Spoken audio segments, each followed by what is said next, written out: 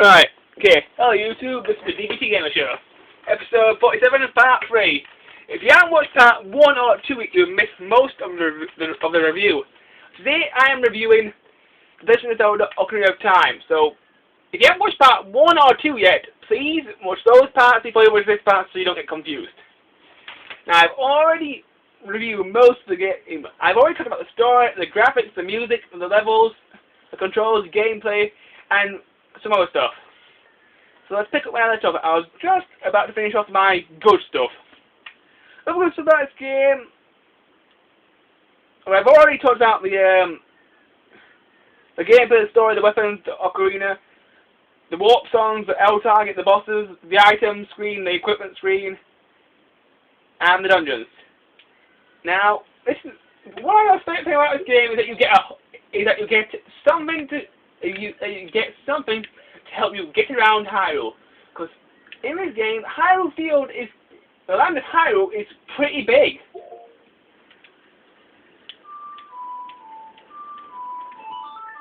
The thing you help to get around Hyrule is a clone of the horse. And she's pretty useful. But she's not as useful as she is in Twilight Princess. Let me show you why. In Twilight Princess, you can use your sword on the horse. But in this game, there's no sword mechanics for the horse at all. Nintendo wanted to put sword mechanics on the horse, but they didn't have the Nintendo 64 didn't have the capabilities. I don't even think the Disk Drive 64 had the capabilities. Anyway, when you're on the horse, controls work very much the same. You're able to make your horse go faster. The focus stick moves it around. The L button still out targets. If you press the B button and hold it, you can also shoot arrows. So you are not completely defensive when you're riding the horse, but you are quite vulnerable. But the horse is one of my most favourite parts of this game. Other things about this game are some of the items you get in dungeons. In the dungeons, you get 2 items which will help you get through the game. Through the dungeons. There's a dungeon map and a compass. Now, in my review of Zelda the Phantom Hourglass, I noticed that the compass had been removed. And that was one of the stupidest mistakes Nintendo ever made.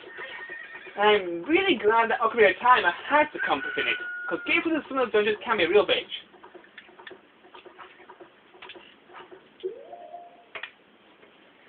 Anyway, that's all the good stuff I can think of. Now, let's go on to the bad stuff.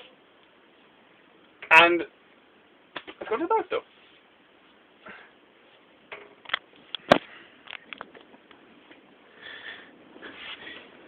Right. Now the bad stuff about Zelda Ocarina of Time.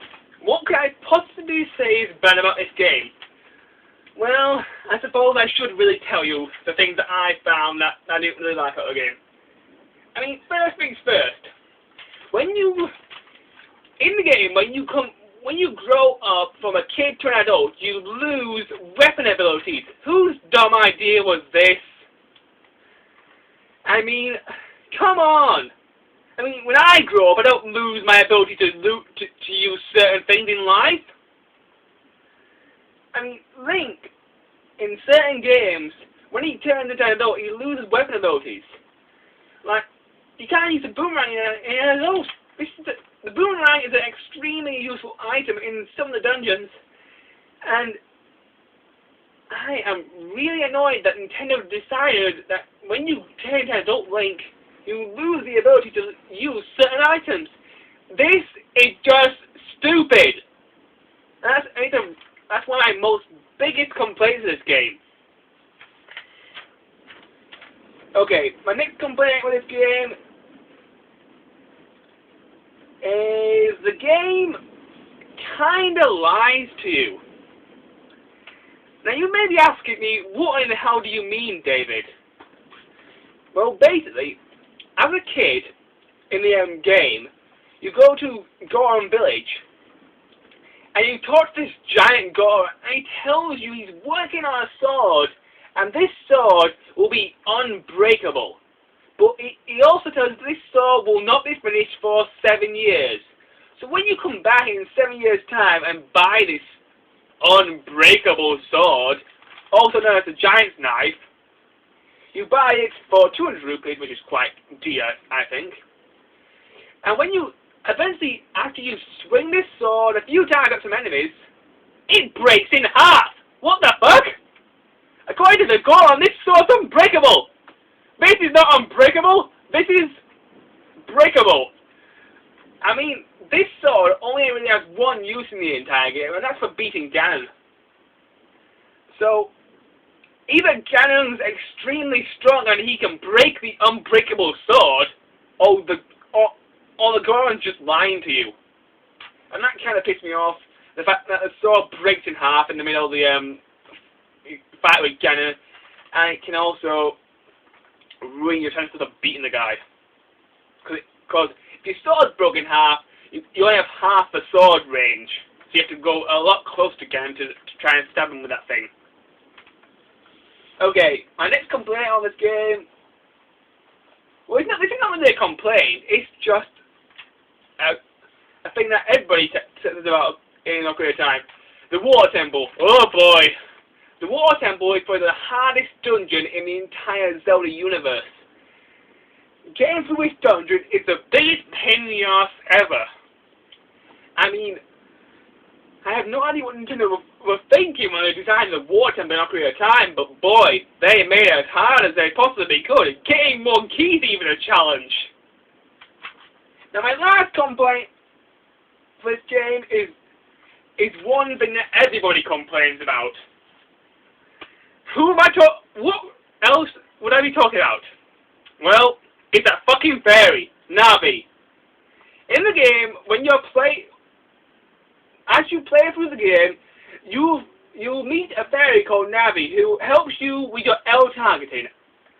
And as you go through the game, you're running through dungeons and that, she'll say, "Hey, listen, watch out, look." And all the time, she'll just say random things like that. And when you're trying to walk across Hyrule Field, you're heading towards the dungeon, and she'll say, "Hey, listen." So you press the up C button, and she'll tell you where you need to go. And you already know where you need to go, and it's obvious that you're heading that direction. But Navi, for some daft reason, just keep telling you go to the Fire Dungeon, or the Shadow Temple, or you get the idea. And Navi is extremely and really fucking annoying. I really hate her. Anyway, let's rate Zelda Ocarina of Time. I give Zelda Ocarina of Time, now you may hate me for this, but I've told you my reasons why I'm giving this game this score. I give Zelda Ocarina of Time a 3.5 out of 5. So it's a pretty good game. And if you like Zelda, I definitely suggest you pick it up. My next review will be a really, really good Zelda game. Zelda, A Link to the Past. But I'll see it for next time, YouTube. Until then, bye-bye.